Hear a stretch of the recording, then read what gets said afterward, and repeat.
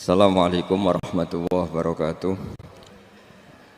Bismillahirrahmanirrahim. Nahmaduka ya ghafuru ya syakuru. Mashalli wa sallim barik ala sayyidina maulana Muhammadin wa ala alihi wa sahbihi asma'in nama ba'du. Pernah ada orang hartanya itu habis karena ngobati ibunya.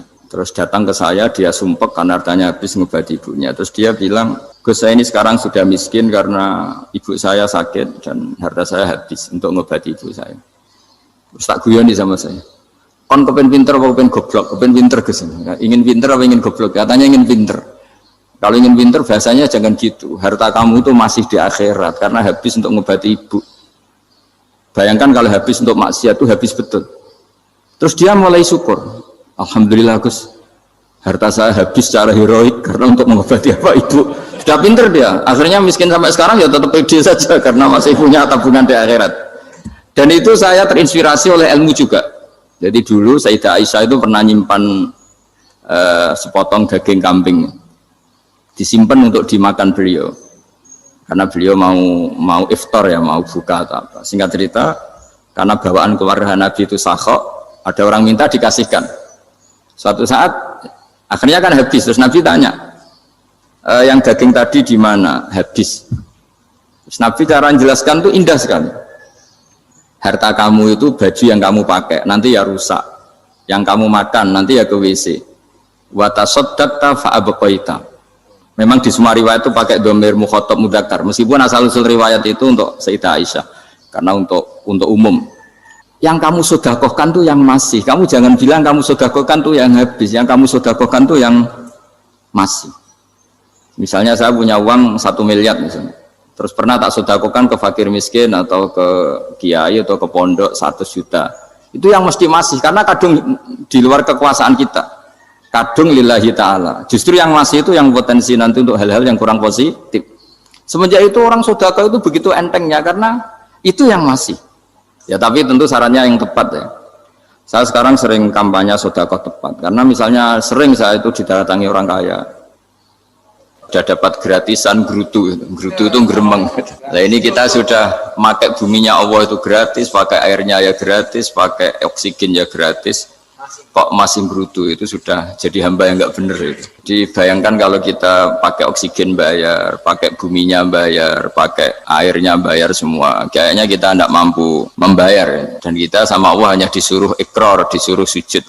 Pentingnya ilmu satu, bahwa itu akan menjadikan satu perilaku. Misalnya begini ya, dulu itu kiai-kiai Jawa zaman dulu itu berpatokan karena dulu pemerintahan Hindia Belanda, seorang lagi masih pemerintahan Hindia Belanda. Itu dalil yang sering diutarakan itu sebaik-baiknya umara itu yang datang ke ulama, terus sejelek-jeleknya ulama itu yang datang ke umara. Tapi semenjak pemerintahan Indonesia dan kemudian ditandai beberapa tokoh kayak Gus Wahid putra Kiai Hasyim jadi Menteri Agama, ada Gus Wahib putra Kiai Wahab juga jadi Menteri Agama, ada Kiai Fathur Rahman keluarga Mbah Maimun, keluarga Sarang juga pernah jadi Menteri Agama. Kemudian bersamaan dengan itu dibangunlah satu pegangan ilmu. Pegangan ilmu ini penting karena ini yang mengilhami semua orang Islam, terutama ya utamanya ulamanya. Ada seorang ustadz, seorang guru ngaji yang karena melihat rata-rata penguasa itu zalim ya, datang ke Harun Ar-Rasyid. Ini perlu disemak, datang ke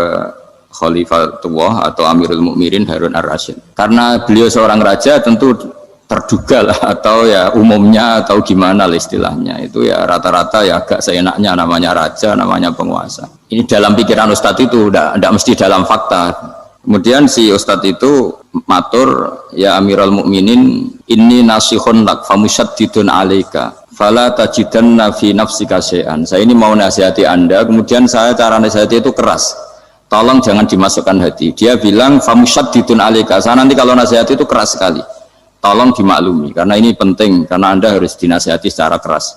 Tapi sebelum nasihat itu diutarakan, kata Harun Ar-Rasyid, karena beliau Bani Abbas dan beliau orang alim termasuk muridnya Imam Malik, kata Harun Ar-Rasyid, uskut, kamu diam Ustaz.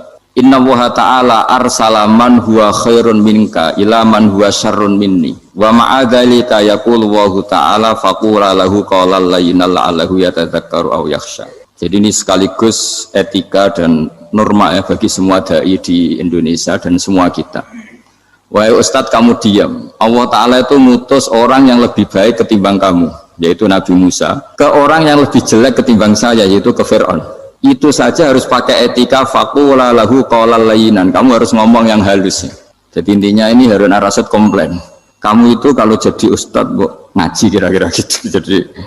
Jadi betapa baiknya orang dulu memahami Quran. Jadi Quran itu dibaca, kemudian kita mungkin baca terus jadi cerita. Mungkin ada yang baca jadi perilaku, ada yang baca kemudian itu mengilhami, membentuk. Nah kira-kira itulah yang membentuk kiai-kiai alim di NU, di beberapa pesantren maupun orang-orang alim di luar NU. Asal apa ya, ngajinya dan bacanya seperti kita, pasti seperti itu.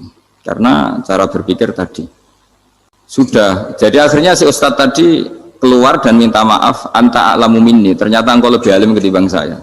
Jadi kalimat famusyaddidun alika, saya akan keras cara memberi nasihat, itu yang diket, yang dipotong, yang dibatalkan atau yang diralat oleh Khalifatul Harun ar-Rasyid. Yaitu dikatakan inna wa ta'ala arsala man huwa khairun minka ila man huwa syarrun minni. Yaitu Allah mengutus orang yang lebih baik ketimbang kamu, yaitu Nabi Musa, ke orang yang lebih jelek ketimbang saya, yaitu Fir'aun. Itu pun harus faqula lahu qawlan layyinan. Cara berdakwah harus dengan kata-kata yang halus, yang lembut, yang indah. Dan dengan kata-kata itu diharapkan la'allahu yatadzakkaru aw yakhsha. Semoga yang didakwai menjadi ingat. Sehingga dengan kemampuan ilmiah seperti ini menjadi pegangan bersama bahwa kita sebagai dai atau sebagai tetangga atau sebagai sama-sama warga Indonesia, bawaan kita memang harus faqula lahu qawlan layyinan la'allahu yatadzakkaru aw yakhsha. Kemudian dalam disiplin ilmu yang lain, halus itu tidak kuat. Angin itu ya halus, tapi kalau di manage itu jadi kekuatan yang dahsyat. Begitu juga air dan sebagainya. Sehingga tidak perlu khawatir terus kalau dakwah halus itu tidak punya efek yang signifikan. Tidak juga. Allah Ta'ala itu pengelola angin. Angin itu kekuatannya dahsyat, sehingga Nabi Sulaiman dikasih kekuatan angin dan bisa terbang kemana-mana. Kemudian sekarang jadi teknologi yang banyak memanfaatkan angin, mulai rem, mulai apa saja. Sehingga dari cerita saya ini kemudian terus kiai-kiai itu membentuk dakwah termasuk di ekonomi dengan cara yang rileks. Nah cara rileks itu satu tentu dimulai dengan ilmu. Misalnya begini, saya beri contoh. Ketika ada orang melafadzkan kalimat la ilaha illallah, tiada Tuhan selain Allah. Kemudian kalimat ini mungkin kalau orang NU baca itu rutin ya, karena kiainya kelamaan ya yang ikut sambil tidur. Ya. Kalau tahlil itu disebut kiai tertentu itu mesti yang belakang, wah suwi itu kalau kiai itu lama itu. Nah kiainya juga karena jadi lakon ya kan lebih semangat karena pegang mic, biasanya gitu di NU itu. Kalau khotib mesti semangat karena yang pegang mic, yang dengerin mesti ngantuk karena monoton gitu.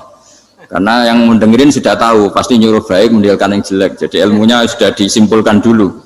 Setiap yang tidur di masjid mesti tak tanya kenapa tidur, ilmunya tidak ada perkembangan, Gus, nyuruh yang baik meninggalkan yang jelek. Tapi kalau ilmunya agak ada perubahan kan dengar semua pasti nyuruh yang jelek meninggalkan yang baik, karena watak manusia itu agak-agak suka fitnah, itu suka geger. Tapi kalau monoton itu mesti enggak itu. Tapi yang menjadi pegangan kita, saya ulang lagi, itu ilmu dulu. Saya ulang lagi itu ilmu dulu.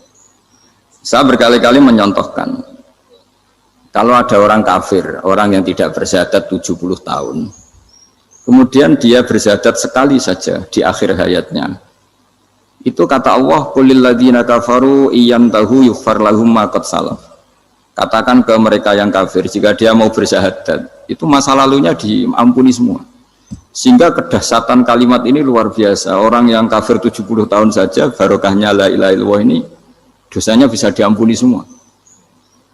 Nah kemudian karena ilmu ini tidak begitu populer atau kurang dipopulerkan, atau kita sendiri kurang menghayati, sehingga la ilaha illallah itu lebih dianalisis cara lafadz ini, pelafatannya ada sanadnya enggak ya gitu. Terus cara melafatkan bareng-bareng seperti itu ada tumpengan ini bid'ah enggak ya. Jadi pertanyaannya sudah tidak tentang keramatnya atau sakralnya atau fadilahnya la ilaha illallah, tapi sudah macam-macam. Wiridan cara seperti ini ada hadisnya enggak, legal enggak, terus ada sanadnya enggak. Jadi saya mohon semohon-mohonnya untuk teman-teman yang di Al-Iman itu harus ngaji ya. Ngaji itu nanti kamu tahu cara mandang sebuah ibadah atau perilaku atau apa sajalah tahu. Karena al-ilmu yurisul ahwal, ilmu itu bisa mengilhami cara pandang. Dulu yaitu saya ulang lagi, ketika zaman Hindia Belanda, karena pemerintahnya Hindia Belanda itu ulama-ulama keras sekali, sejelek-jeleknya ulama itu yang datang ke Umarok. Tapi setelah era Mbah Hashim, era sampai Mbah Maimun, itu mereka peduli sama Umarok, sama semuanya sama-sama warga Indonesia yang ingin melihat Indonesia yang lebih baik. Sehingga banyak, ya kakak saya sendiri pernah wakil bupati, terus putra Mbah Maimun wakil gubernur. Ini teman saya Kiai Hafid ya bupati. Semenjak itu terus, dan itu nggak lepas dari cara pandang. Yaitu cara pandang diantaranya adalah cerita tentang Nabi Musa yang Allah tetap peduli sama Fir'aun. Sehingga tetap didakwai Nabi siapa? Musa. Dan posisi Musa datang, bukan memanggil. Ya, cuma sampai sekarang itu belum pernah ke kantor bupatinya Pak Hafid. Karena kadang-kadang orang terus curiga, mengajukan proposal, jadi agak repot.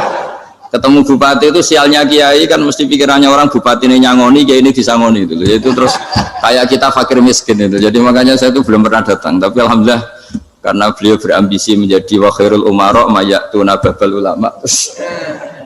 Jadi datang tapi sangat ambisius ingin mengalahkan ulama karena dia kalau datang statusnya lebih tinggi. Ya tidak apa-apa, ini tawaduk tapi niatnya agak begitu tawaduk. Jadi datang. Jadi saya sering ke Jakarta tapi ya tadi jarang ya. Biasanya ngajarkan waktu hanya pas saja, tidak kurang tidak lebih. Biasanya ngajar di pondoknya Pak Kures itu di Baitul Quran ya. Hanya ngajar santri-santri itu. Nah, jadi pemahaman Quran dulu itu kata Imam Ghazali itu membaca Quran itu membaca, bukan bercerita. Kalau kamu membaca seperti ini, kunta qori'an, kamu pembaca. Pembaca itu yang mengambil pelajaran. Tapi kalau kamu hanya cerita, itu namanya kunta hakian. Sebenarnya Anda tidak membaca Quran, tukang cerita. Misalnya tadi, cerita Nabi Musa datang ke Fir'aun. Itu kalau kamu hanya cerita, wah dulu itu ada orang namanya Fir'aun, didakwai Nabi yang namanya Musa. Ya ini namanya tukang cerita. Kalau kamu pembaca tidak gitu. Betapa baiknya Allah, orang sengawur Fir'aun saja inginnya Allah masih ingin diselamatkan dengan mengutus Nabi Musa kekasihnya. Itu namanya kunta qori'an, kamu pembaca betul, bukan kunta hakian, kamu tukang cerita. Begitu juga seterusnya tentang Quran ayat-ayat seterusnya. Sehingga yang diharapkan dari pembacaan Quran itu memang kita sebagai ahli baca, ahli mu'tabir ya, ahli yang ngambil pelajaran, bukan tukang apa? Cerita. Sehingga dulu ketika Sayyidina Umar radhiyallahu anhu ketika membuka Baitul Maqdis atau Baitul Muqaddas dan diajak syukuran, pesta-pesta makan itu. Beliau nggak mau. Ketika ditanya kenapa engkau nggak mau? Alasannya itu langsung beliau baca Quran. Jadi saya punya sekian contoh. Saya ulang lagi, saya punya sekian contoh. Orang-orang dulu dengan Quran itu menyatu, bukan sekedar dihafal tapi menyatu. Sehingga bawaannya itu sudah Qurani, sudah Qurani. Saya beri contoh pertama Rasulullah SAW, nanti Umar kedua. Rasulullah itu pernah nggak makan sampai 3 hari. Terus ditanya oleh sahabat, lalu kekuatan engkau bisa hidup apa? Terus menghentikan al-aswadani, maksudnya itu tamar dan air, hanya makan kurma dan air.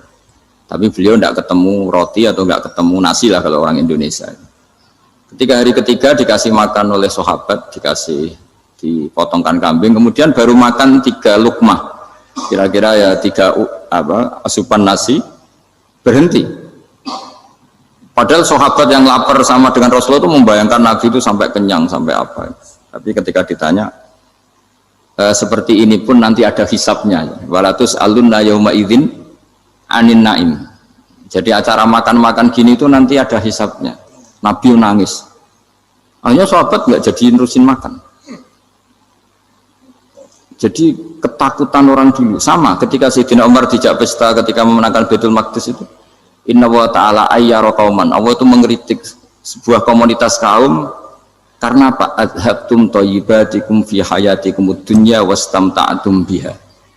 Kamu adalah orang-orang yang jatah nikmat kamu sudah kamu habiskan di dunia. Adhabtum itu kalian habiskan jatah kenikmatan kamu di dunia. Wastamta'tum biha, kamu di dunia sudah berpuas-puas. Maka jatah Anda sekarang di akhirat habis.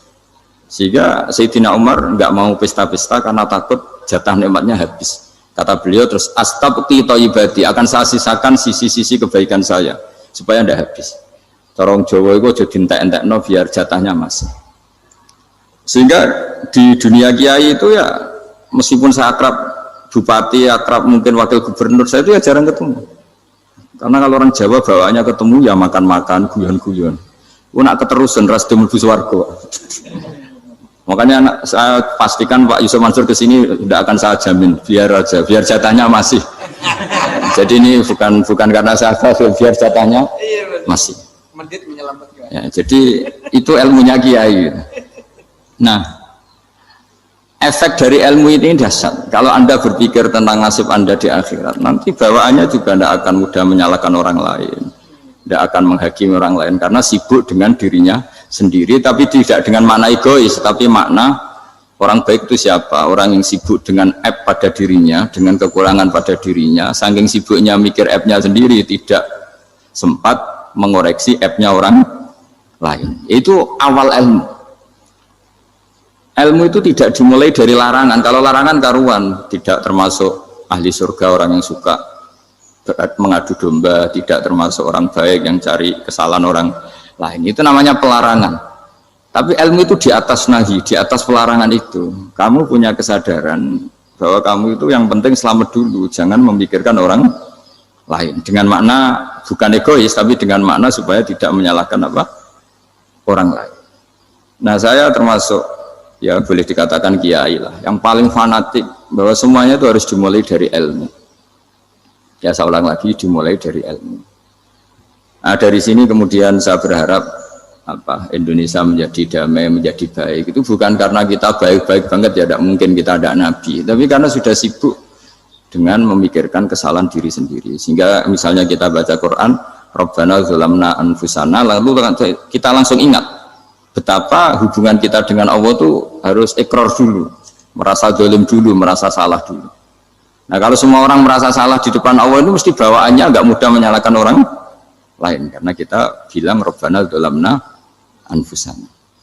Nah, itulah ilmu-ilmu yang mungkin banyak pembaca Quran tapi hanya baca, atau kalau baca ini tok disebut al-haqi, ahli cerita. Yang dibutuhkan tuh al-qari, pembaca kemudian mu'tabir, kemudian mau beriktibar.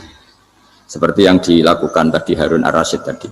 Inna wa ta'ala arsala man huwa khairun minka ila man huwa syarrun minni.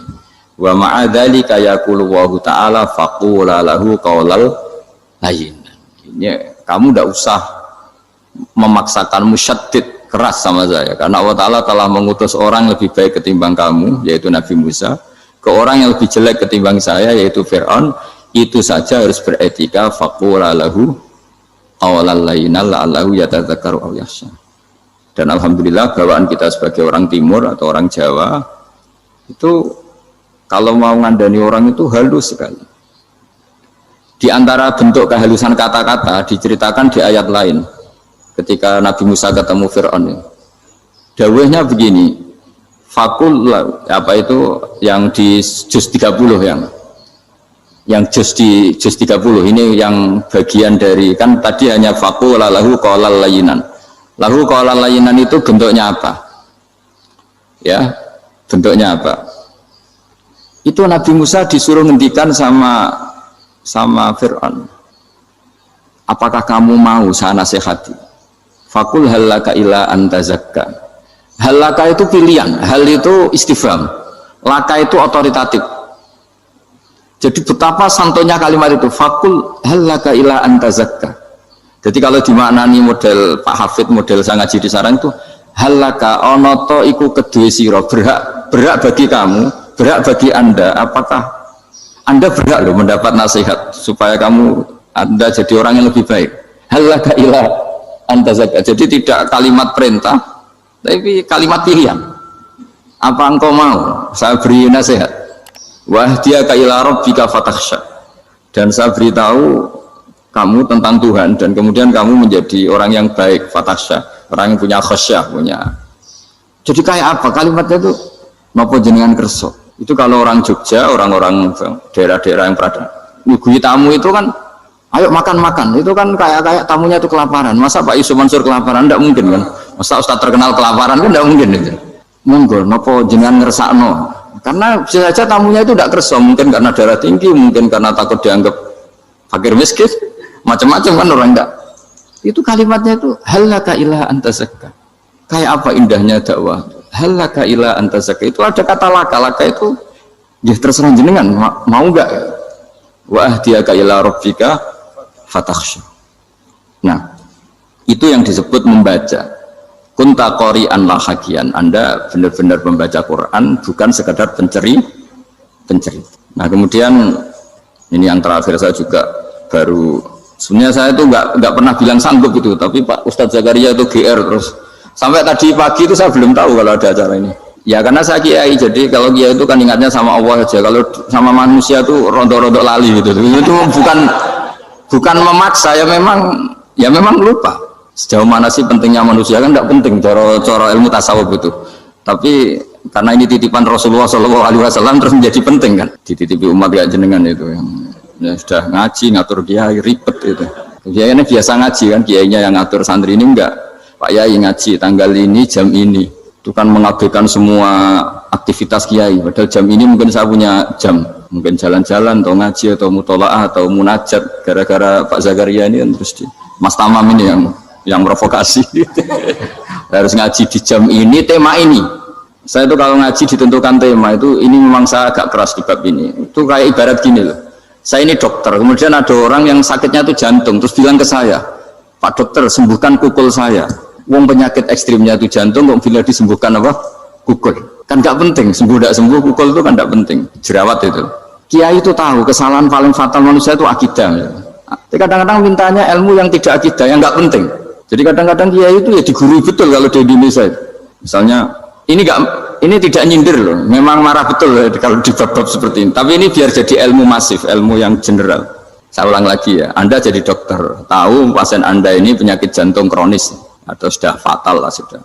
Terus orang itu bilang, Pak Yai, itu Pak dokter, tolong obati kulit saya supaya tidak jerawatan. Kamu bilang ini orang aneh enggak? Aneh kan? Nah kiai juga gitu. Saya sering itu ada orang mau haji gitu, Gus doain saya jadi haji mabrur. Pernah belajar haji Pak? Dereng Mas. Mungkin enggak, orang belum belajar nyupir terus kemudian minta didoain, Gus saya mau nyupir, doain selamat. Nyupir aja enggak bisa kok minta doa selamat. Harusnya urutannya kan belajar dulu baru minta doa. Tapi kali ini aliman bener, ngajaknya akidah dulu, ahli sunnah. Nah itu bener, karena akidah itu hal yang prinsip, memang harus. Kalau kebetulan enggak bener, taruh visi betul. Untungnya kalau temanya bener. Jadi saya mohon ke seluruh orang-orang yang mau ngaji ke kiai itu, tema itu biar yang milih kiai supaya tahu prioritas yang harus benahin. Jangan tema yang milih, jangan-jangan tema yang kita pilih itu tidak mendesak atau tidak penting. Ini bukan apa-apa, ini saking ingin baik saya ya, keinginan baik saya supaya dulu zaman sahabat ya gitu. Kalau ada pertanyaan salah sama Nabi dibenerin, cuma Nabi terlalu bijak, cara benerin tuh enak. Kalau saya karena tidak Nabi saja ya agak-agak kasar kan, kalau tidak Nabi tidak wajib bener terus, yang wajib bener terus itu Nabi. Saya beri contoh ya. Nabi itu ngendikan tentang kiamat, kiamat itu dahsyat, mengerikan gini-gini. Kalau pikirannya orang kampung itu begini, Nabi ini aneh, cerita kiamat dahsyat tapi nggak ada tanggalnya, nggak ada tahunnya, harusnya ada dong biar kita bisa persiapan. Sehingga Nabi disomasi di tengah-tengah khutbah itu, ya Rasulullah mata sa'ah. Nah, karena ini orang Bedui, Nabi nggak dengerin, masih ulang lagi. Mata sa'ah ya Rasulullah. Ketika Nabi mengabaikan itu ada dua kelompok sahabat, yang satu bilang lam yasma, Nabi tidak dengar sehingga mengabaikan. Yang kedua bilang sami'a wa kariha, Nabi sebenarnya mendengar tapi tidak berkenan. Tapi diulang lagi ketiganya, ya Rasulullah mata sa'ah. Akhirnya Nabi jawab, mau tidak mau, karena kalau enggak ya namanya orang Bedui ngomong terus. Nabi balik tanya, ya karena cara berpikir dia kalau kiamat itu jelas kapannya kan bisa persiapan itu. Paling enggak pas mau kiamat terus pas ngaji Quran, apa kan bisa persiapan itu. Akhirnya Nabi balik tanya, ma'at tatalaha, Kalau kamu berani tanya kiamat, lalu persiapan kamu apa? Ya, terus orang itu bilang masyhur itu, ma'adatullah kabira sholatin wala siyamin wala kadza wa kadza walakinni uhibbuka. Saya sebenarnya tidak punya persiapan ya Rasulullah, cuma persiapan banyak puasa ya enggak, banyak sholat enggak, tapi saya mencintai engkau. Masyhur itu jadi hadis paling legenda, almar'u ma'aman ahabba. Sebagian disebut anta ma'aman ahbabta. Ini kata semua sahabat yang di masjid. Si Bedui ini orang paling dibenci sahabat karena mengganggu Nabi saat khutbah. Tapi akhirnya ini menjadi orang paling dicintai sahabat karena barokahnya itu hadis itu keluar secara terbuka. Almar'u ma'aman ahabba. Sebagian riwayat yukhsyarul mar'u ma'aman ahabba. Nanti orang akan sowan sama Allah bersama orang yang mereka cintai. Nah, itu sahabat-sahabat fama farihu ba'dal Islam farahahum biadal hadis. Mereka tidak pernah senang setelah masuk Islam sesenang hadis ini. Karena kita tidak perlu soleh-soleh banget, cukup menyintai orang apa? Soleh gitu. Makanya saya sekali bilang itu ya, kadang-kadang saya jadi orang alim itu ya rugi. Ruginya tadi. Misalnya untuk menjadi orang alim kan harus hafal Quran, ngaji Bukhari, Muslim, Ikhya. Ternyata pengumuman kedua orang nggak bisa apa-apa. Gelombang kedua para pecinta, waduh, itu kan repot ya. Jadi kita yang jadi orang alim susahnya bukan main, ternyata disaingi pengumuman kedua dan para pecintanya. Wah itu kan akhirnya ketemu orang-orang nggak jelas tadi. Nah itu ya termasuk farah dalam Islam, farhatul aibin. Jadi senang itu di Islam itu ibadah. Ya kul bi fadlillah wa bi rahmati fa bidzalika falyafrahu. Senang itu diperintahkan Allah. Saya tuh sering di kamar, kadang itu nyun sewu kayak gatelan gitu, apa itu. Ya agak kukur-kukur terus merengut saja malu. Malu saya itu dilihat Allah kok kayak agak ridho itu malu. Ya kayak tadi lah, kamu dikasih rumah gratis, kemudian pas yang ngasih datang kamu kelihatan cemberut, itu yang ngasih kan mangkel. Jadi dikasih gratis masih cemberut. Sama hubungan kita dengan Allah itu semuanya dikasih gratis. Makanya tabassum, senyum itu ibadah. Kita yang nekuni ilmu hadis. Betapa hebatnya Nabi ngendikan, kalau kamu tidak bisa ibadah yang berat-berat, cukup ibadah senyum. Kadang ngendikan tol qati wajhin, kamu cukup berwajah yang indah, yang menyenangkan. Tabassum, senyum. Kalau kamu tidak bisa membalas jasanya orang yang ngasih, minimal kamu senyum, lihat minimal kamu kelihatan senang. Gitu. Makanya senang itu sudah ibadah. Dan sekarang orang untuk senang aja susah. Karena bawaannya nuntut orang lain supaya kayak keinginan dia, bawaannya nuntut, ya ribet, kalau gitu ya ribet. Makanya saya bilang al ilmu yurisul ahwal, ilmu itu diperkuat, nanti yurisul ahwal, ilmu itu akan membentuk Anda. Dulu beberapa raja itu ya kumo luhur karena jadi raja, punya apa saja, tapi punya penasihat ulama, itu nasihat itu sederhana. Ada seorang raja tanya ke kiai, gimana dengan semua kerajaan saya? Wah, padahal dia punya apa saja. Jenengan miskin sekali, itu kerajaan seluas ini. Kok bisa aja? Terus ditanya sama si ulama tadi. Andaikan Anda di padang pasir, kemudian kalau tidak minum segelas air itu mati. Apakah Anda akan membeli segelas air ini dengan semua kerajaan Anda? Oh iya, pasti apapun saya lakukan untuk mendapat satu gelas air. Terus la tafrah bimulkin la yusawi syarbatamain. Kamu jangan bangga dengan kerajaan yang nilainya itu enggak sebanding dengan segelas apa? Air. Akhirnya raja itu mikir, saya tidak jadi raja bisa hidup. Tapi kalau enggak minum air mati. Berarti penting satu gelas air. Akhirnya lama-kelamaan ini anggap kerajaan itu biasa, ternyata enggak sepenting segelas air. Ya seperti kita lah, misalnya orang enggak punya Alphard itu enggak malu. Tapi kalau nggak punya celana itu malu. Kamu mau punya Alphard tapi nggak punya celana? Kan nggak mau. Yaitu ilmu. Ilmu itu yurisul akhwal. Ilmu akan melahirkan satu perilaku. Jadi kalau ilmu Anda mantap, pasti syukurnya juga mantap. Gitu. Ya makanya saya termasuk kiai yang selalu mendorong pentingnya ilmu. Bahkan kata Sufyan Ats-Tsauri ngendikan saking pentingnya ilmu ada kata fa'lam annahu la ilaha illallah. Dimulai kata fa'lam. Dan saking pentingnya ilmu itu setiap nabi itu status permanennya itu hanya satu, mengajar. Rabbana wab'ats fihim rasulam minhum yatlu 'alaihim ayatik, membacakan ayat-ayat Allah sampai wa yu'allimuhumul kitab, mengajarkan kitab wal hikmah. Bahkan Allah sendiri wasofa dzatahul 'aliyah bi annahu al-muallim. Yaitu Allah ngendikan Ar-Rahmanu 'allamal Qur'an. Jadi betapa hebatnya pengajar. Allah sendiri mensifati dirinya itu Ar-Rahmanu 'allamal Qur'an. Allah itu Maha Rahman yang mengajarkan Quran. Di surat Iqra juga disebutkan Iqra wa rabbukal akram alladzi 'allama bil qalam. Jadi Allah mensifati dirinya sebagai pengajar. Kayak apa pentingnya mengajar? Karena al-ilmu yurisul ahwal. Ilmu ini melahirkan satu sikap. Pernah ada orang hartanya itu habis karena ngobati ibunya. Terus datang ke saya, dia sumpek karena hartanya habis ngobati ibunya. Terus dia bilang, Gus, saya ini sekarang sudah miskin karena ibu saya sakit dan harta saya habis untuk ngobati ibu saya. Terus tak guyoni sama saya. Kon kepen pinter apa kepen goblok? Kepen pinter Gus. Ingin pinter apa ingin goblok? Katanya ingin pinter. Kalau ingin pinter biasanya jangan gitu. Harta kamu itu masih di akhirat karena habis untuk ngobati ibu. Bayangkan kalau habis untuk maksiat itu habis betul. Terus dia mulai syukur. Alhamdulillah Gus, harta saya habis secara heroik karena untuk mengobati apa ibu. Sudah pinter dia. Akhirnya miskin sampai sekarang ya tetap pede saja karena masih punya tabungan di akhirat. Dan itu saya terinspirasi oleh ilmu juga. Jadi dulu Sayyidah Aisyah itu pernah nyimpan sepotong daging kambing, disimpan untuk dimakan beliau. Karena beliau mau iftar ya, mau buka atau apa. Singkat cerita, karena bawaan keluarga Nabi itu sakhok, ada orang minta dikasihkan. Suatu saat akhirnya kan habis, terus Nabi tanya, yang daging tadi di mana? Habis. Terus Nabi cara menjelaskan tuh indah sekali. Harta kamu itu baju yang kamu pakai nanti ya rusak, yang kamu makan nanti ya ke WC. Wa tasaddaqta fa abqaita. Memang di semua riwayat itu pakai dhamir mukhatab mudzakkar, meskipun asal usul riwayat itu untuk Sayyidah Aisyah karena untuk umum. Yang kamu sedekahkan tuh yang masih. Kamu jangan bilang kamu sedekahkan tuh yang habis. Yang kamu sedekahkan tuh yang masih. Misalnya saya punya uang 1 miliar misalnya. Terus pernah tak sedekahkan ke fakir miskin atau ke kiai atau ke pondok 1 juta. Itu yang mesti masih karena kadung di luar kekuasaan kita.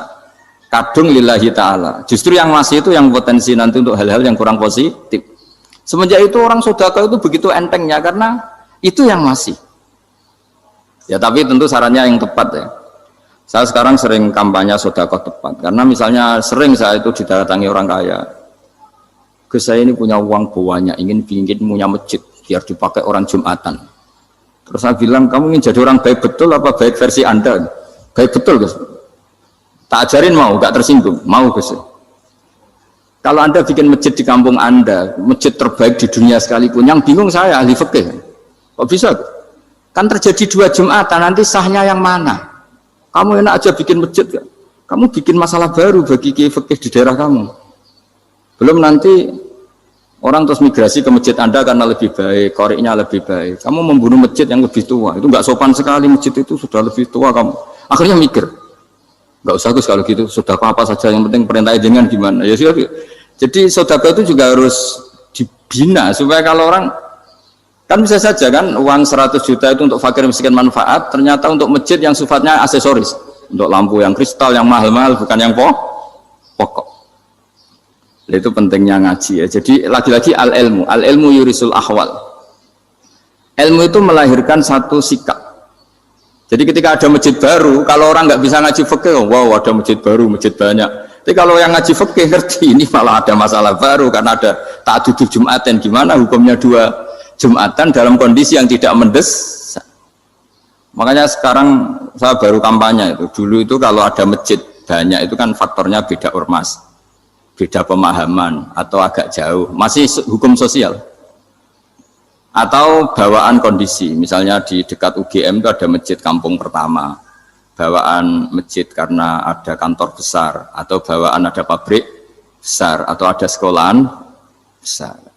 Tapi sekarang itu ada pertanyaan baru, ada masjid baru karena ada orang kaya ingin bikin masjid, itu gimana itu hukum?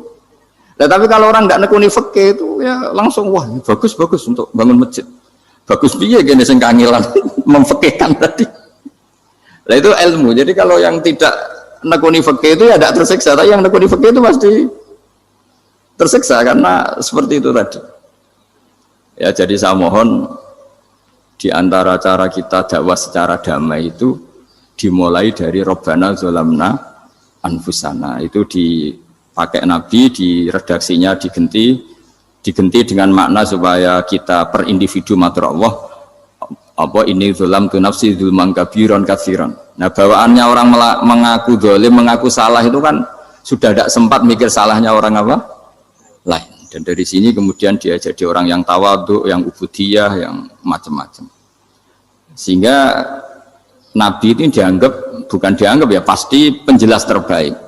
Terus Allah meredaksikan wa ma tuqaddimu li anfusikum min khairin tajiduhu indallah. Apa saja kebaikan yang kamu sudah berikan untuk Allah sampai akhirat itu ya pasti kamu temukan di akhirat.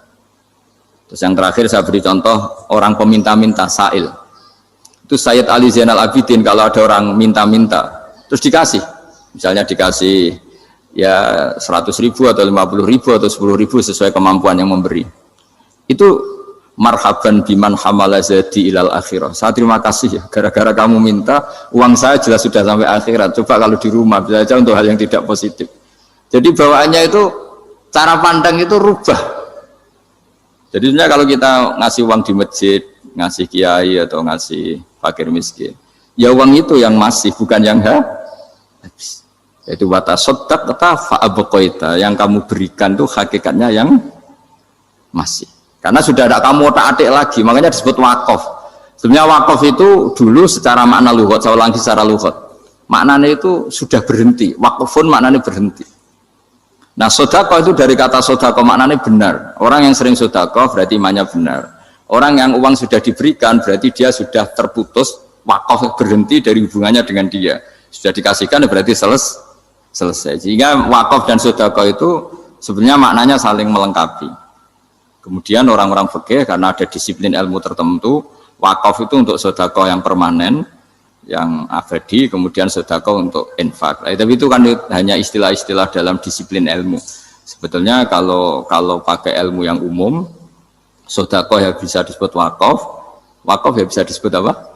Sedekah. Karena maknanya sedekah itu wakaf. Wakaf itu apa? Qat'u raqabatil malik an hadal mal atau an mali.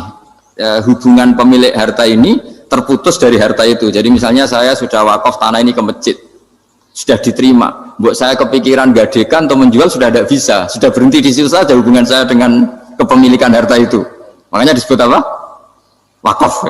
Dan kalau saya wakaf berarti menunjukkan kebenaran iman saya karena sudah menafkahkan sebagian harta untuk Allah Ta'ala. Disebut sodik, sodak. Makanya bahasa Arab itu gampang ya, kalau sodalqoh, sodaqoh. Orang kalau bayar mahar disebut sodak karena menunjukkan cintanya. Teman yang setia disebut sodik karena ya benar dalam berteman. Abu Bakar disebut as-siddiq karena sangat membenarkan kanjeng Nabi, dan seterusnya dan seterusnya. Jadi begini ya, kalau dalam fikih Islam, misalnya ini ada di beberapa literatur fikih, di semua fikih, baik mazhab Syafi'i, Hanafi, Hambali, di semua kitab fikih.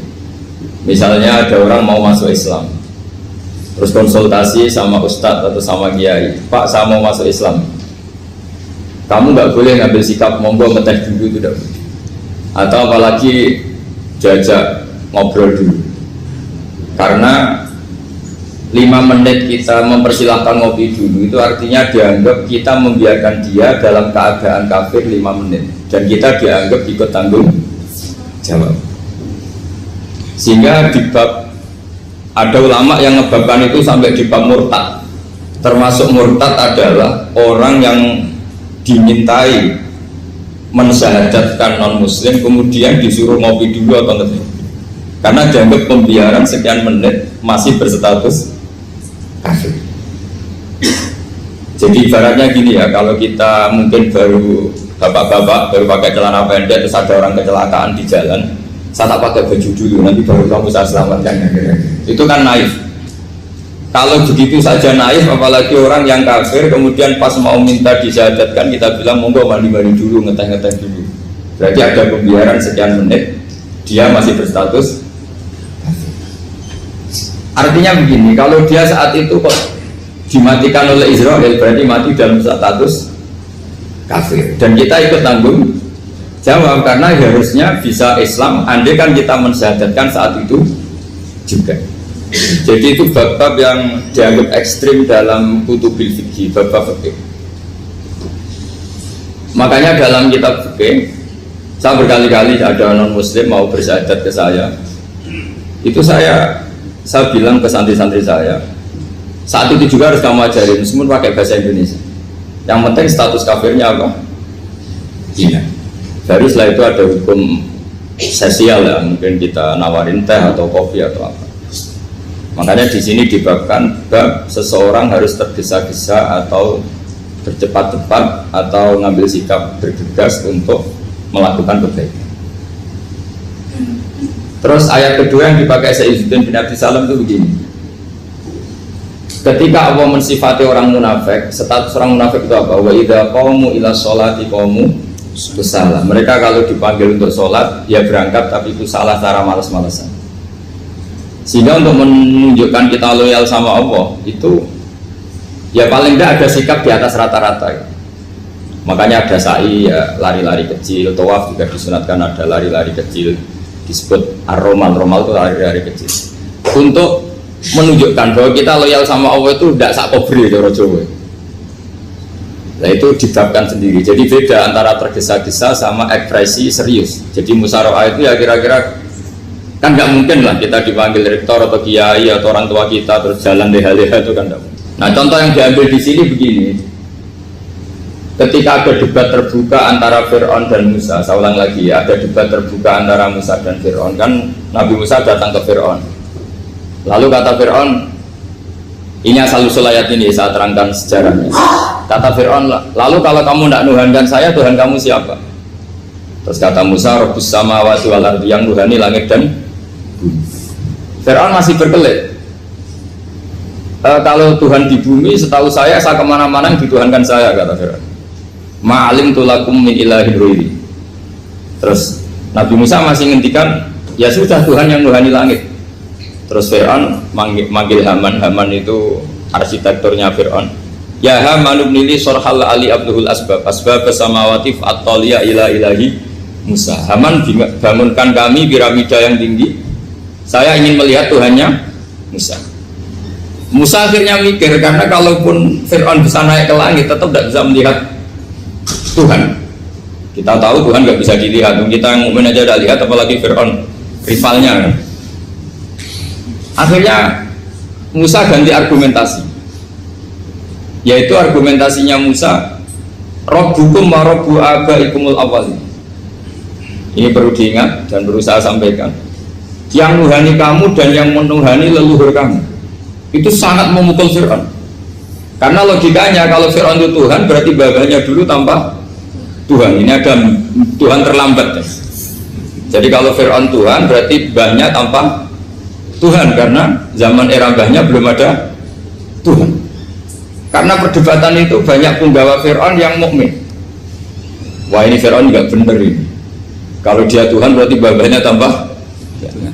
Karena kalau iman itu akan diadili, akan dieksekusi, maka orang ini berstatus rojulum mu'minum min ali fir'auna yaktumu imanah. Maka di Quran diterangkan wa qala rojulum mu'minum min ali fir'auna yaktumu imanah. Ada seseorang yang iman tapi menyembunyikan iman. Lah orang ini selalu ikut rapat di rapat-rapat penting Fir'aun, termasuk rapat ketika Fir'aun dan para tentaranya memutuskan membunuh Musa. Karena dia ikut rapat dan eksekutornya besok disuruh menangkap Musa, orang ini malam itu juga nemuin Musa terus bilang innal mal ayat tabiru nabi kaliyak dulu kamu Musa, rapat tadi malam memutuskan kamu besok dibunuh, maka kamu harus bergegas meninggalkan Mesir. Nah, dari kesimpulan itu, dari cerita itu kemudian diambil cara hukum fikih bahwa untuk menyelamatkan darah harus jasa, harus bergegas. Andai kan Musa itu kok sak kobre, sak sempate, maka keburu.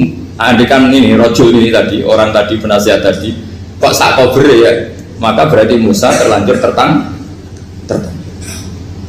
Jadi itu pentingnya ulama ya. Jadi cerita yang linier, cerita yang seakan-akan cerita di tangan ulama tetap menjadi al-ahkam al-fiqhiyah, menjadi ketentuan-ketentuan apa?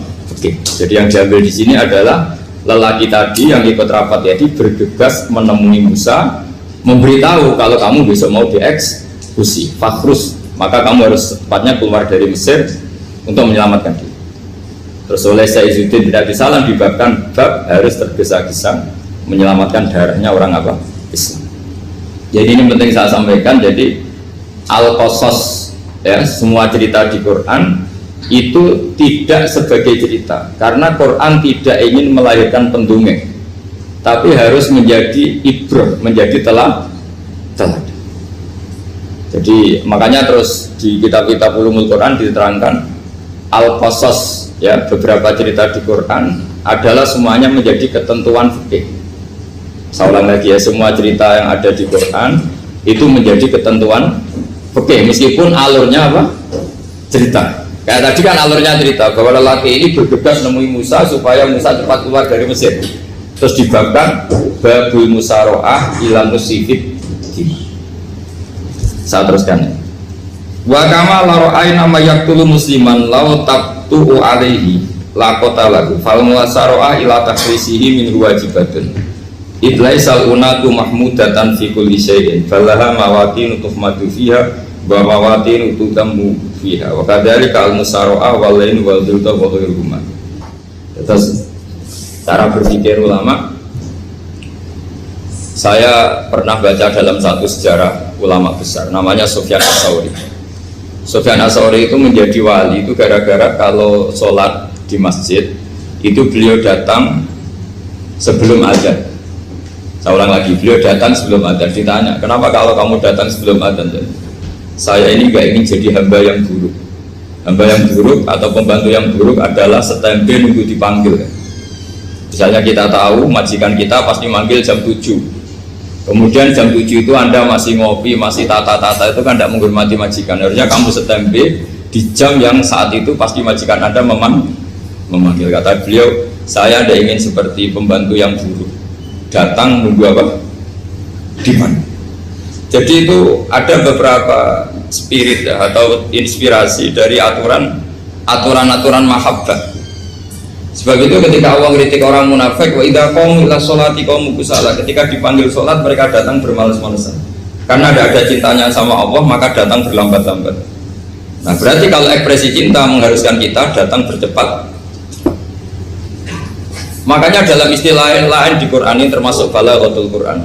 Di juz 25 itu istilah menuju Allah itu fafirru ilallah. Kita tahu firar itu maknanya lari apa jalan biasa?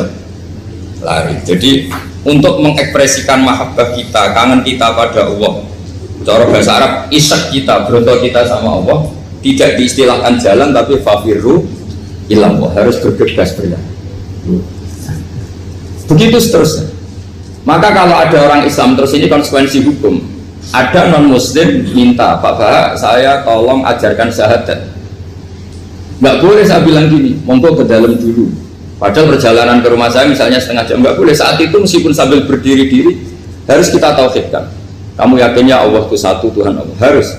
Karena kalau ada perjalanan ke rumah 5 menit terus dia kecelakaan, belum syahadat, statusnya mati apa? Kafir. Dan kita ikut terlibat karena sebetulnya bisa mengislamkan saat itu juga. Analoginya kayak tadi lah. Orang kecelakaan di jalan karena kita pakai celana pendek, contoh sini ya, saya tak pakai baju dulu. Habis itu diludes truk. Itu kan kita ikut salah karena kita yang punya kesempatan. Tentu yang disalahkan yang punya kesempatan. Karena merubah status dari potensi keludes truk menjadi sama sekali gak potensi keludes truk dengan kita inggirkan, meskipun kita dalam keadaan tidak ideal. Sama, orang kafir yang mau masuk Islam itu umumnya kiai-kiai kan kadang sebagian disuruh mandi dulu, itu salah sebetulnya. Itu salah sekali, sangat salah. Apalagi nunggu seremonial di masjid, nunggal toko-toko, itu bujutnya salah. Itu gak cuma salah, bujutnya salah. Jadi salah yang akut, itu salah besar. Kalau seremonial monggo, tapi kalau mengislamkannya harus saat itu. Apalagi ya seremonial seminggu lagi nunggu tokoh terkenal, nunggu di syuting dulu, wah itu perilaku so, itu bukan mengislamkan itu. Makanya kita kadang itu, kita yang sebagai peneliti fikih itu kadang itu enggak serg gitu. Masa mau Islam nunggu di masjid dulu, di syuting dan tokoh-tokoh, itu salah. Itu sama biar kamu lihat orang kecelakaan mau menyelamatkan, ini ada wartawan enggak ya? Minta di syuting dulu setengah mati. Jadi kita normal saja dalam Islam, sesuatu yang mendesak, yang emergensi ya perlakuannya harus cepat. Sehingga dibabkan faslun fil musaroah ila musifid fitima. Jadi ada beberapa contoh di Quran memang aturannya seperti itu. Makanya semua redaksi Quran tentang menuju Allah diredakseno fafirru ilallah. Makanya di tawaf ada ekspresi romal, jalan agak cepat. Di sa'i juga ada momen-momen kita harus romal, berjalan cepat. Di beberapa aturan juga seperti itu. Ya saya ulang lagi, di beberapa aturan Islam juga seperti itu. Nah sekarang efek di hukum haji. Saya banyak baca literatur haji. Haji dalam aturan Islam itu wujuban tarofian, wajib yang tidak langsung mendesak. Kemudian semenjak ada fakta kita harus nunggu, daftar tunggu, itu kita sebagai ahli fikih itu gamang. Misalnya gini, saya umur 20 punya uang, sekarang berapa daftar? 25 juta ya. Saya umur 20 punya uang 25 juta. Saya jomblo misalnya, ya butuh nikah, ya butuh macam-macam. Itu wajib daftar haji apa enggak? Karena kalaupun daftar nunggu 20 tahun. Nah sekarang kalau ada orang umur 50 tahun punya uang 25 juta, menurut Anda wajib daftar saat itu apa enggak? Mau daftar saja bisa game gitu. Nanti kalau misalnya umur 50 ditambah 25 kan 75. Itu kalau orang sumpah sudah tetap mati itu. Maka itu menjadi pertanyaan, apakah fikih ini kita rubah? Karena dulu kan orang itu longgar semua. Karena haji zaman Nabi pun tidak langsung dilakukan saat pertama diwajibkannya haji. Jadi Nabi punya sisi unik. Pertama ada tahun diwajibkannya haji, Nabi tidak langsung haji. Sebab itu ulama berkesimpulan kalau wajibnya haji tidak langsung. Maka fikih itu memang unik. Sholat juga gitu. Ada istilah begini dalam sholat. Watajibu sholat ala kulli muslimin wujuban muwassa'an. Di semua kitab fikih takbirnya seperti itu redaksinya. Wajib sholat dilakukan orang Islam wujuban muwassa'an, wajib yang ada longgarnya. Sehingga ketika zuhur jam 12 WIB kita dengar azan, boleh sholat setengah 1, jam 1, setengah 2, jam 2. Karena memang wujuban muwassa'an, memang ada batas akhir waktu misalnya sampai setengah 3. Nah problemnya begini, misalnya setengah 1 Anda pasti dipanggil majikan kamu yang diharuskan melakukan satu aktivitas, misalnya Anda pilot, yang nggak mungkin sholat lagi di kokpit. Apakah status wujuban muwassa'an, wajib yang longgar menjadi hilang karena setelah itu tidak ada kesempatan lagi sholat? Apa tetap kita sebagai ahli Islam yang agak balelo tapi alim, misalnya ya sudah tetap jadi pilot, nanti kan ada aturannya sendiri, ada rukhsahnya sendiri, ada kemurahan sendiri, kita sudah jadi pilot. Misalnya sholat tanpa harus menghadap kiblat, sholat yang tetap di perjalanan. Kira-kira Anda kalau jadi ahli fikih milih mana? Milih harus sholat di depan apa tetap memberi kelonggaran? Gak apa-apa sholat sambil apa? Nyuber ya, sambil pilotin apa pesawat. Anda milih mana? Karena kalau konstitusi ilmu itu memang harus ada, dengan tanda kutip ya, memang harus ada nakalnya. Kalau nggak nakal malah gak sah. Memang unik ilmu itu. Karena ilmu itu kalau dipaksakan lurus terus, itu nanti malah bengkok karena menghilangkan rukhsahnya Allah, kemurahan Allah. Tapi kalau dipaksakan rukhsah terus, murah terus, nanti dianggap menyepelekan hukumnya Allah. Maka kita yang ahli fikih itu pusing. Misalnya saya sering ditanya, Gus saya ini supir bis, kan musafir terus, berarti saya boleh tidak puasa terus panjang Ramadan?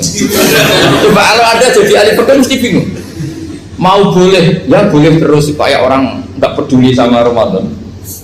Mau mengatakan wajib puasa, kayak nggak peduli dengan kemurahan Allah yang membolehkan musafir tidak puasa. Coba loh, Anda jangan jadi ekstremis yang misalnya bantah kok protes dong, ini kan. Jadi memang mengkaji ilmu itu ya, makanya dengan tanda kutip itu harus ada nakal, tapi nakal yang baik, bukan nakal itu kalau bahasa Jawa itu kan tidak harus dosa, seperti anak kecil menek-menek itu tuh bocah kok nakal, padahal anak kecil menek itu haram enggak kan? Malah orang tuanya yang bentak itu yang haram. Yang nakal betul ya ibunya yang bentak cerewet itu, karena ibunya orang yang sudah mukallaf, sudah tua, salah langkah yaitu bentak. Kalau anaknya naik meja itu ya sebenarnya bahasanya tidak nakal, lucu. Oh jelas pinter coba bisa munggah meja, harusnya diapresiasi. Tapi rata-rata ibu semua akal mecah gelas. Coba, malah boe malah mecah tabungan. Bapaknya marah tukang nguras tabungan. Sebetulnya senakal-nakalnya anak kecil itu nakal orang tuanya, itu pasti. Karena ini sudah kena fitop, sementara anak-anak belum kena. Saya pernah punya tamu, karena di tradisi Kiai itu sering punya tamu. Bapak ibunya itu kultus sama Kiai, bentak anaknya disuruh salim sama saya. Anak kecil kan nggak mau jalan-jalan terus, marah. Tak marah orang tuanya tak marahin, yang dosa itu kamu bentak anaknya. Kalau anak kecil itu kena diskon rufi al-qalamu an salasin. Di antara aturan Islam apa? Tidak ada keharusan bagi 3 orang. 1 anak kecil sampai balik, 2 orang tidur sampai bangun, 3 orang gila. Artinya anak kamu itu tidak kena khitab untuk sopan sama saya. Kamu yang kena khitab baru sopan sama anak-anak. Dan ini ada Jawa itu kadang keliru. Jadi orang tua itu marah-marah memaksakan anaknya sopan. Padahal Allah memberi diskon anak kecil itu belum wajib sopan. Nggak apa-apa ada tamu naik-naik asal masih anak kecil. Makanya Rasulullah ketika beliau sholat sujud itu Hasan Husain itu naik.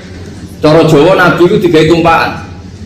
Semua riwayat mengatakan Nabi itu diam saja, gak berani ngangkat. Sampai sahabat itu ada yang ngomong, ini Nabi sujud lama sekali ada apa?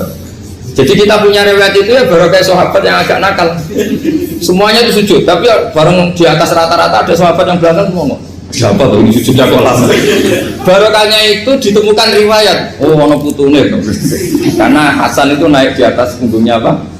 Nabi itu andai kan tidak ada yang ngomong, riwayat ini tidak ditemukan. Barokahnya ada yang mongok itu mungkin kalau sekarang mungkin semua masjid mongok karena orang sekarang jarang yang khusyuk. Kalau dulu hanya 1 yang di belakang. Setelah itu Nabi memberi penjelasan, saya tadi sebetulnya harus mengakhiri sujud saya sesuai aturan umum, tapi ada cucu saya tak biarkan sampai dia puas naik punggung saya sehingga dia turun baru saya naik.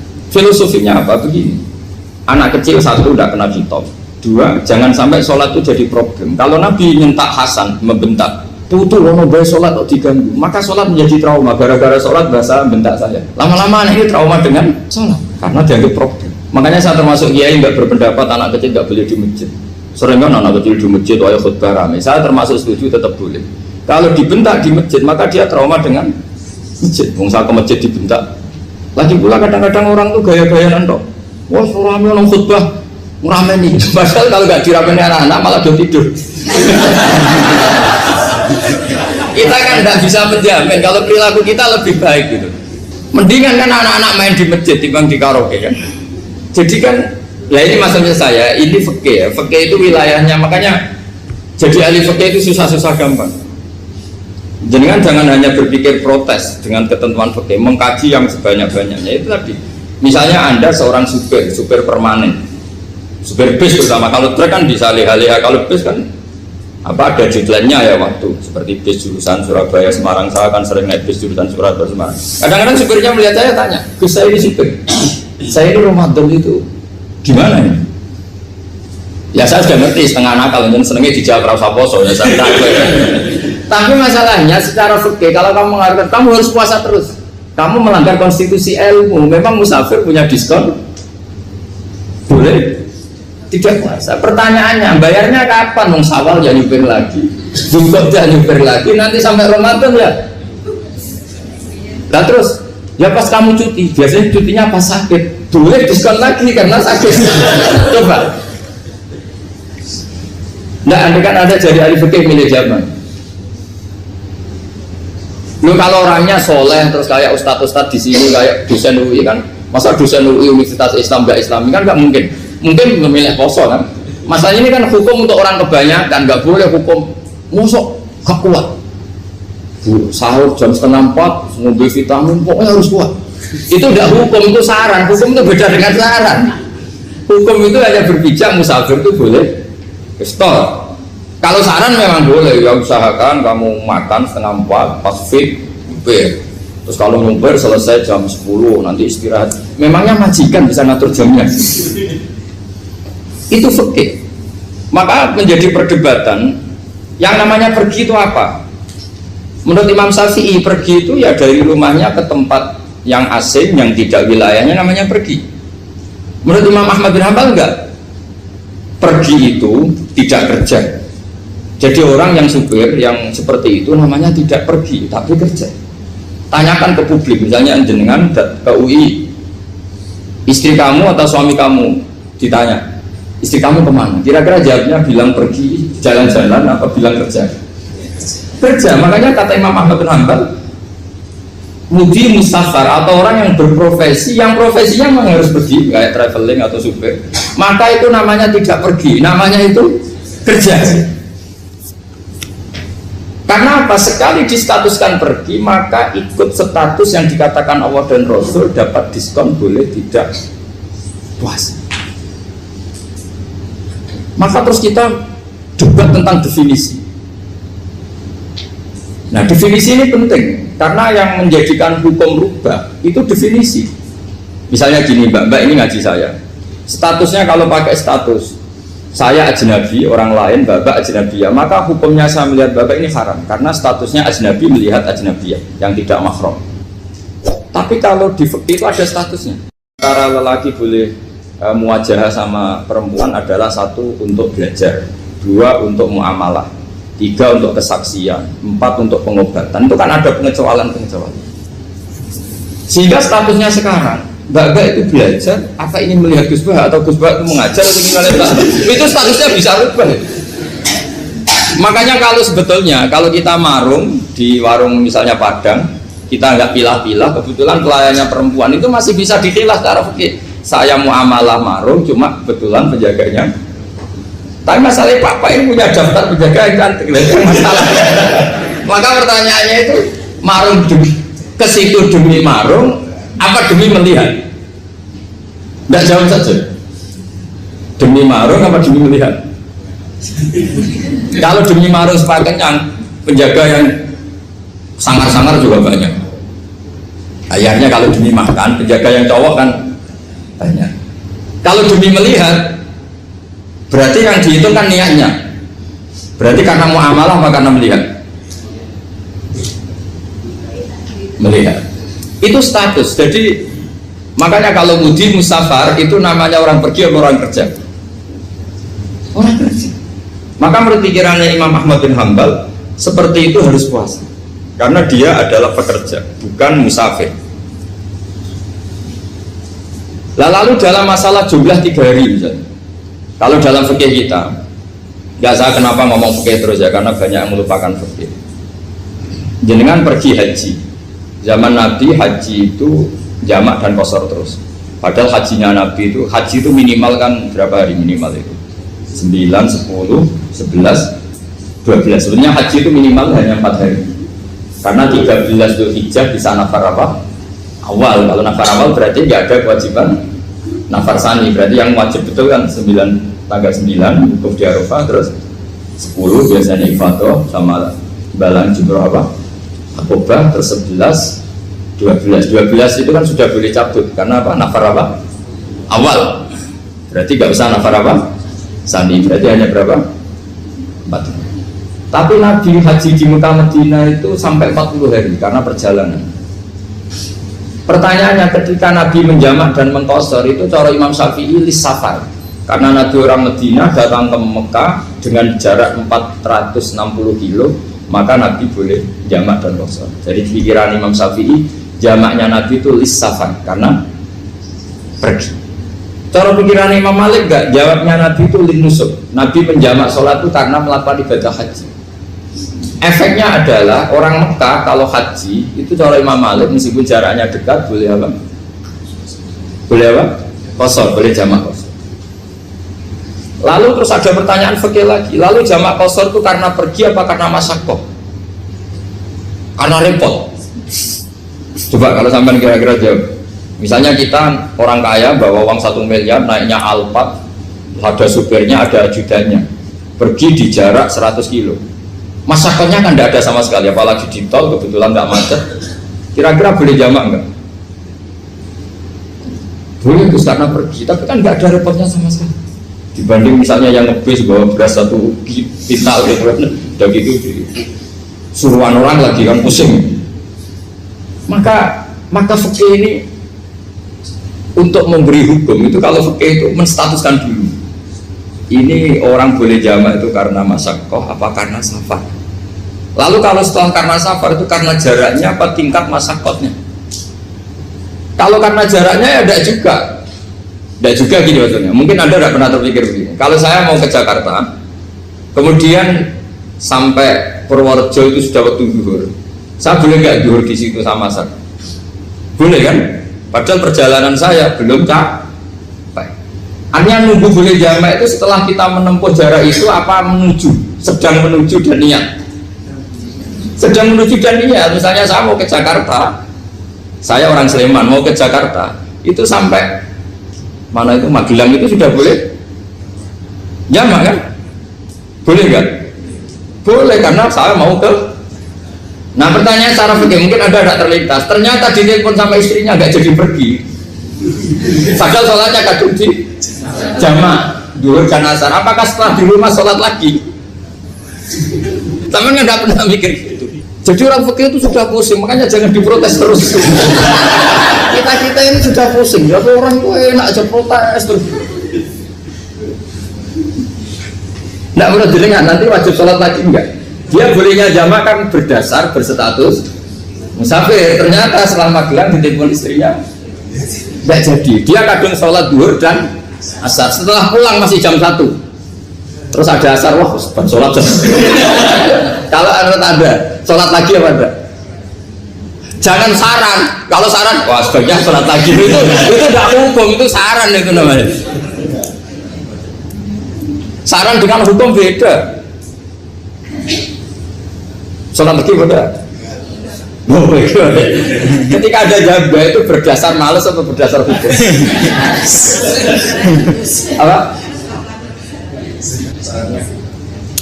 Nah kalau anda sholat lagi, pertanyaannya gini, Allah itu tidak punya tradisi mewajibkan 2 kali. Pertanyaan fikihnya mesti gitu. Dan saat anda di Magelang menjamak itu melakukan sesuatu yang disahkan oleh agama. Berarti pas anda jamak duhur asar, sesuatu pas melakukan itu kan berstatus sah dan boleh. Meskipun setelah itu ada masalah, istri kamu nelpon terus pulang. Tapi pas itu kan sudah dinyatakan oleh malaikat sah, anda sudah duhur dan asar. Kalau melihat itu tidak wajib mengulang. Tapi bisa saja malaikat ada yang usil. Itu sah karena anda berstatus musafir. Berhubung status anda hilang, maka poin anda sudah sholat juga hilang. Kamu milih fikih yang mana?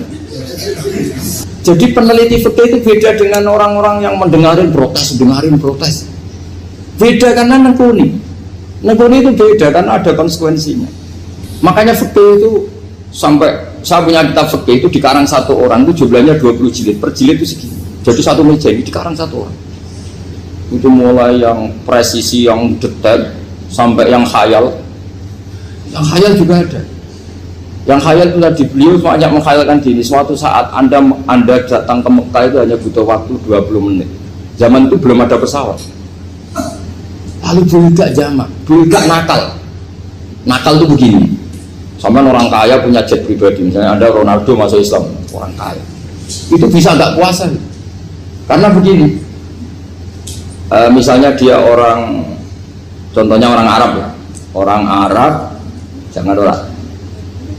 Dan contohnya itu dibalik saja. Di sini itu kalau imsak jam berapa tuh? Imsak Ramadan jam berapa? 3:30 aja biar aman ya. Kalau 3:30 kan masih imsak. Dia terbang ke Mekah. Jadi orang sini puasa jam 5 kan mulai puasa, dia terbang ke Mekah kan masih malam, makan terus dia. Mekah mau ada matahari terbang lagi ke barat. Karena dia menghindari berstatus puasa. Atau sebaliknya, dia orang Mekah jam 12 puasa, 12 siang puasa. Dia wah kalau 6 jam lagi buka bisa barangnya saya. Terbang ke Indonesia. Ke Indonesia terbang baru 1 jam, di sini sudah buka. Itu khayal. Jadi itu ada khayalnya. Itu lama dulu sebelum ada pesawat sedang mengkhayal gitu. Bolehkah orang yang di Masyrik ke Maghrib demi itu? Kalau anda jadi Raja Salman jam 1 kok sudah nggak kuat apa? Puasa, itu diberi saran terbang ke Indonesia. Itu kalau pakai jet kan nggak sampai 9 jam, 1 jam ke Jakarta. Sudah ada wow akbar. Bukan. Boleh nggak? Belum mau kamu tidak bilang, oh nggak boleh. Wong di Jakarta sudah guru Samsul. Masa sudah matahari terbenam orangnya nggak boleh? Bukan. Lah ya. Apa? Kalau resikonya gini, sampean mungkin nggak mikir, resikonya gini, kalau dia berstatus musafir, bolehnya buka karena musafir, pertanyaannya dia wajib bayar. Kan musafir bolehnya kodok nanti harus bayar, tapi kalau dia buka normal kan bayar, beda, efek pakainya beda. Sampean jangan protes, Gus Baik gimana, mau ngaji mana tidak senang. Ini kan ngajinya para dosen, para pegawai, jadi harusnya itu jadi mufti, ngaji untuk jadi mufti, bukan ngaji untuk mendengarkan. Jadi makanya saya mohon jangan sering protes sama ulama sudah pusing. Karena efek-efek hukum itu tidak gampang. Kayak tadi misalnya, kalau dia boleh buka atas nama musafir, resikonya wajib bayar. Masalahnya Raja Salman ini mau enggak? Dia inginnya. Maka pertanyaannya itu kitab yang milik saya tadi, yang 20 jilid tadi. Ulama itu mulai dulu sudah membayangkan bagaimana kalau suatu saat ada satu kendaraan. Kenapa ulama bisa membayangkan itu? Karena ada buruk. Meskipun mereka nggak numpak buruk, hanya Rasulullah, tapi kan bisa membayangkan ada toyul waktu. Waktu itu bisa dilipat. Karena ulama dulu ahli astronomi, jadi bumi itu bulatnya gini, muternya gini. Berarti suatu saat ada satu ilmu di mana orang ngambil satu posisi terus melewati toyul waktu, ngalami lintasan waktu. Mulai dulu itu sudah dibicarakan. Pertanyaannya, lalu status orang ini kayak apa? Misalnya tadi orang Mekah ingin cepat buka terbang ke Indonesia. Orang Indonesia menghindari imsak, misalnya 3:30, dia belum sahur. Wah, kalau saya di Indonesia ini sifatnya sahur. Wah, saya tak terbang ke Mekah. Wah, kan terbang di Mekah ternyata masih jam 8. Wah, bisa makan sepuasnya jam 8 malam, maksudnya jam 20. Kan enak sih. Bar warak balik ke Indonesia terus jam 1 siang. Jam 1 siang kalau ingin cepat buka terbang ke timur. Langsung buka. Berarti dia kira-kira masa aja 3 jam. Tapi terus ya mungkin kalau sampean lalu kok sudah repot-repot ngono tinggal dulu blok sinetron kok buka dewe. Itu tidak hukum, saran itu namanya apa? Kalau hukum tetap tadi yang dikatakan puasa adalah imsak, mulai jam imsak sampai ghurubus. Lalu pertanyaannya lagi, ghurubus samsi sampai imsak itu konversi jam apa nyata-nyata ghurubus samsi? Kalau yang dilewati khatul istiwa itu nyata, fi'lan, kalau dalam bahasa Arab fi'lan awaqiyah. Tapi kalau Anda orang kutub, saya sering kirim-kiriman surat sama mufti-mufti yang ada di Timur Tengah, di Eropa, konsultasi maksudnya. Orang kutub itu kan tidak ada matahari, tidak ada apa-apa. Jika kalau Anda baca kitab di kutub, mesti Gus Bak ada pembohong. Misalnya orang kutub ngaji saya, kamu harus subuh sebelum matahari terbit. Sekali matahari terbit waktunya hilang. Duhur setelah matahari agak ke barat. Asar kalau matahari terbenam hilang waktunya. Terus mereka bisa bilang mataharinya di mana? Maka pertanyaannya, boleh gak mengkonversi waktu untuk orang kutub? Jadi misalnya pola umum subuh jam 4:30, berarti antara subuh dan qadha itu 1,5 jam. Subuh sama zuhur polanya berapa berarti? Kalau 4:30 sampai jam 12 itu 6 sama 7,5. Berarti ya kira-kira habis subuh nunggu 7,5 jam baru zuhur, nunggu 3 jam baru asar, nunggu 3 jam baru maghrib. Berarti waktu puasa kira-kira antara jam 4 sampai jam 6. Berarti berapa jam itu? 12 sama 2 14 jam. Oke, berarti orang kutub harus puasa 14 jam, tidak bergantung waktu mata. Tapi ada lagi pertanyaan lucunya gini, lalu 14 jam Gus itu dimulai dari mana? Apa asal 14 jam? Apa harus ada konsensus setarnya? Masih ada PR lagi. Menurut kamu gimana? Ada konsensus setarnya dimulai jam 4 dini hari. Apa asal jumlahnya? Imsak 14 jam. Mikir lagi kan? Itu di Denmark itu ada satu musim di mana siang terus sampai sekian bulan. Siang terus sampai orang sana itu capek. Kenapa ada siang terus? Logikanya kan tadi bumi itu saya juga belajar falak astronomi. Kalau tepaan kamu di sisi yang barat agak utara atau agak selatan, matahari ini ngentrong terus.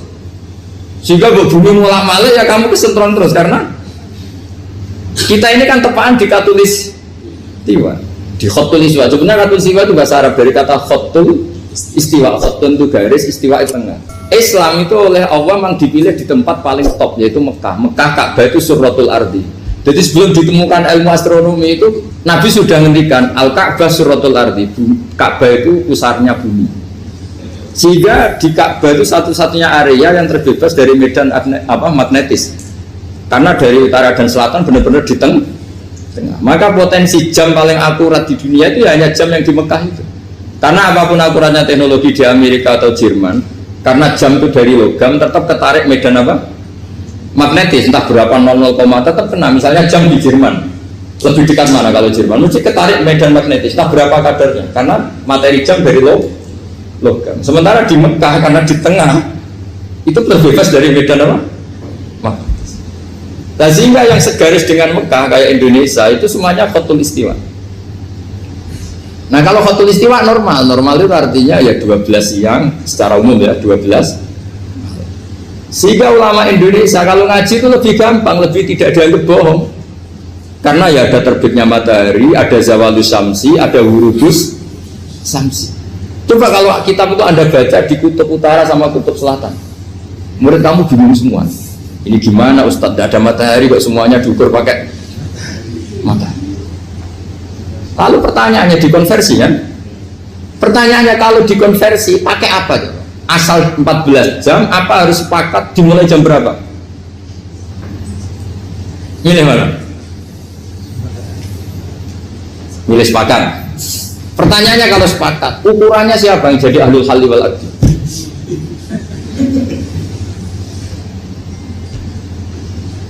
Jadi orang fikih itu sudah bingung, makanya saya mohon jangan sering diprotes. Saya pernah ketemu ulama, saya kan sering ikut komunitas di New York, itu andekan tidur, itu pas persis Ka'bah. Jadi buminya itu kalau dibur pas persis Ka'bah. Lalu pertanyaannya, ada kiblat tidak di sana? Ya bumi kan gini ya. Kalau dalam bahasa falak itu ada rubuk namanya. Rubuk itu bumi yang sewaktu itu hanya yang seperempat. Ya bumi yang sewaktu itu hanya seperempat. Jadi kita sekarang siang, berarti yang baru siang hanya seperempat bumi. Nanti yang malam ya hanya seperempat bumi. Ya, misalnya sekarang kita di sini siang, di Arab Saudi kan belum, ini masih setengah 6. Ini sekarang di Arab Saudi baru setengah 6. Nah itu ada daerah di mana dengan Ka'bah itu pas atas sama bawah. Harusnya kan bebas arah. Apa? Bebas arah. Lalu orang sana sholatnya itu menghadap kemana? Pernah ulama New York itu minta fatwa ke Rabitatul Alam al-Islami. Lalu kita harus menghadap kemana? Makanya dalam dunia anekdot ulama itu ada anekdot Abu Nawas itu orang yang nggak pernah kalah debat. Dia itu terkenal nggak pernah kalah debat. Tapi dia ada ilmuwan. Dia punya tetangga ilmuwan, punya pengaruh besar. Semua orang ngaji ke ilmuwan itu. Mantelnya bukan main, karena dia ahli falak, ahli astronomi. Mau nandingi dia tidak bisa, gak nandingi itu reputasinya jago. Orang itu berteori kalau bumi itu bulat-bulat. Kalau kamu jalan ke sini, maka akan ke titik yang suatu saat si profesor ini kemalingan, terus minta tolong Abu Nawas rumah saya kemaling. Terus lari kemana malingnya? Ke timur. Setelah ke timur, larinya ke timur. Abu Nawas lari ke barat. Terus ditanya, sudah tak bilangin malingnya lari ke timur kok kamu lari ke barat? Nanti ketemu di titik yang sama. Sementara itu profesornya mangkel. Oh kamu nyindir. Artinya Abu Nawas gak terima teori anda itu gak bisa. Secara keilmuan benar, tapi secara faktual gak boleh. Berarti kalau ada orang ngejar istrinya lari ke timur, dia harus tetap ke barat. Nanti ketemu di titik yang sama. Jadi malingnya tuh lari ke timur, Abu Nawas ngejar ke barat. Ketika ditanya profesornya, sudah bilangin malingnya tuh lari ke timur, kenapa ada ke barat? Kata anda nanti ketemu di titik yang sama karena bumi bulat-bulat. Nah pertanyaannya gini, lalu kalau yang segaris itu ada arah enggak? Kayak New York tadi. Menurut kamu tetap berkiblat apa enggak usah? Loh kalau yang rubuk jelas. Mungkin kalau rubuk begini loh, misalnya begini, terus kamu di sini sama sini kan masih ada arah, tapi kalau sini sama sini masih bisa berbelat. Sama nggak usah protes, orang fikih sudah pusing, nggak usah diprotes, karena yang dipikir itu macam-macam. Nah ya makanya ini mengkaji ya, saya mohon ya kayak tadi ini mengkaji, saya mohon saya cukupkan sekian, sementing